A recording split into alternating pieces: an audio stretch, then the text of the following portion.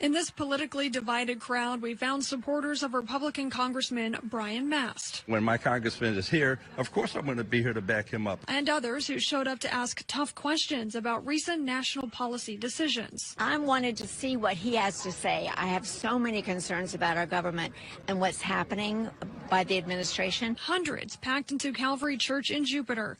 Some people, like Tom Moore, attending their first town hall ever. People are concerned.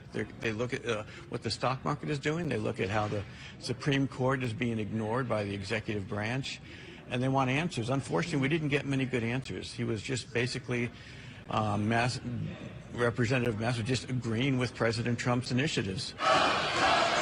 From chants of support for President Donald Trump to those expressing anger. He's like an inaudible malignant tumor of this country. Representative Mast took questions from the crowd for more than an hour, tackling issues like the economy and DOGE cuts. The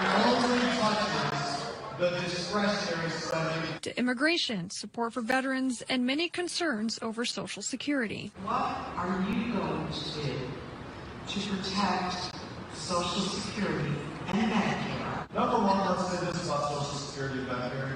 No ifs, ands, or buts. It is not on the chopping block. At one point, tensions turned physical. One man escorted out of the church sanctuary. It seems this group left the town hall just as divided as they came. I'm worried about the direction this country is heading. Actually, it was very informative for myself, and it was quite charged, but it was good. And so I really appreciate President Trump taking the stand, keeping everything moving. We need to keep the House and the Senate. Reporting in Jupiter, Christy Waite, WPTV News. On Saturday morning, a group of protesters were waving flags, holding signs, and chanting. They say over the last few days, the recent deportation efforts have made them scared to live in their communities.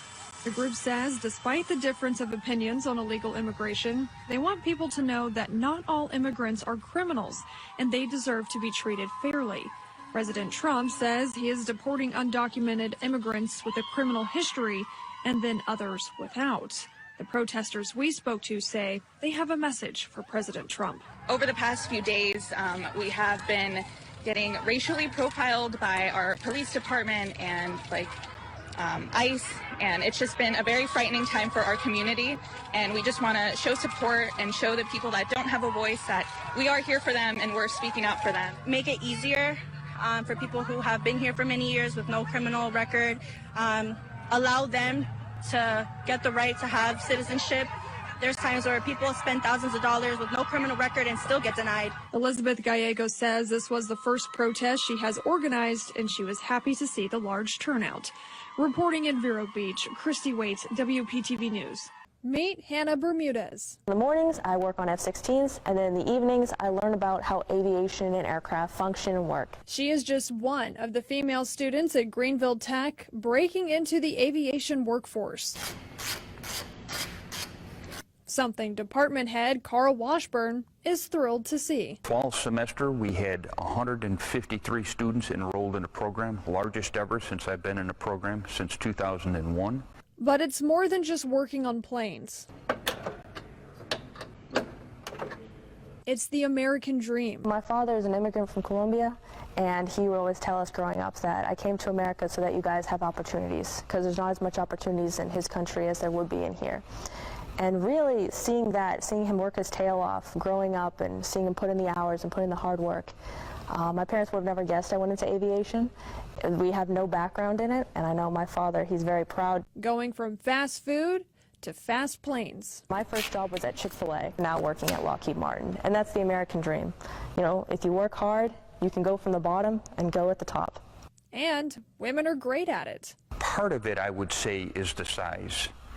They can get into places that we can't get into. Their attention to detail is different than ours.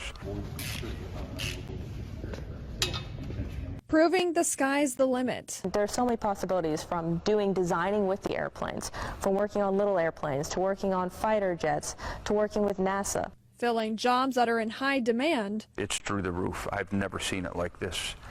When you look at the Boeing report, They're estimating in the next 25 years there's going to be several 100,000 technician shortages nationwide. Keeping our graduates local. These technicians, when they enter the program, they want to stay in the Greenville area, so they're looking for work in this area. There's just tons of opportunities. I would say to any girls who are interested, work very hard. It will be long hours, but if you're willing to put in the time and the commitment, you will go very far. Proof that hard work pays off, right? Well, one of the reasons we're seeing such a shortage in aircraft technicians is because a majority of them are retiring. So this is opening up opportunities for younger aircraft technicians. And again, this is another job market where there are a lot of scholarships that are available to students.